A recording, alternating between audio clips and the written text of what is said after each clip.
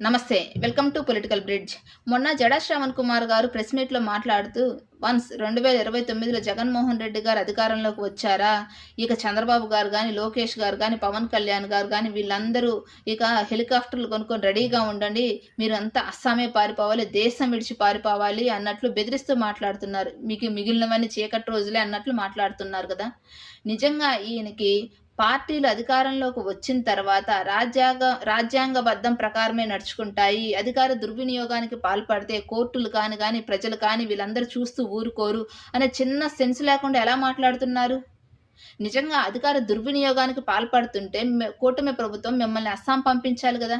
అస్సాంలో ఉండి మాట్లాడాలి కదా! మరెందుకు మీరు ఆంధ్రప్రదేశ్ రాష్ట్రంలో ఉండి మీకున్న హక్కును స్వేచ్ఛగా వినియోగించుకుంటున్నారు? అంతేకాకుండా జగన్మోహన్ రెడ్డి గారిని కూడా ఒక నెగెటివ్‌గా చూపిస్తున్నారు. జగన్మోహన్ రెడ్డి గారు అధికారంలోకి వస్తే ఏదో జరిగిపోద్ది, ఈ పార్టీలనన్నిటిని నాశనం చేస్తాడన్నట్టు మాట్లాడుతున్నారు. మీకు తెలీదా? ఒక జడ్జిగా చేసిన వ్యక్తి కదా! వైసీపీ అయినా, టీడీపీ అయినా రేపు ఒకవేళ జై భీమ్ పార్టీ అధికారంలోకి వచ్చినా కానీ రాజ్యాంగబద్ధం ప్రకారమే నడుచుకుంటాయి. అధికార దుర్వినియోగానికి పాల్పడుతూ ఉంటే ప్రజలు చూస్తూ ఊరుకోరు. ఒక జడ్జిగా చేసిన వ్యక్తి మీరు నలుగురికి రోల్ మోడల్‌గా ఉండాలి.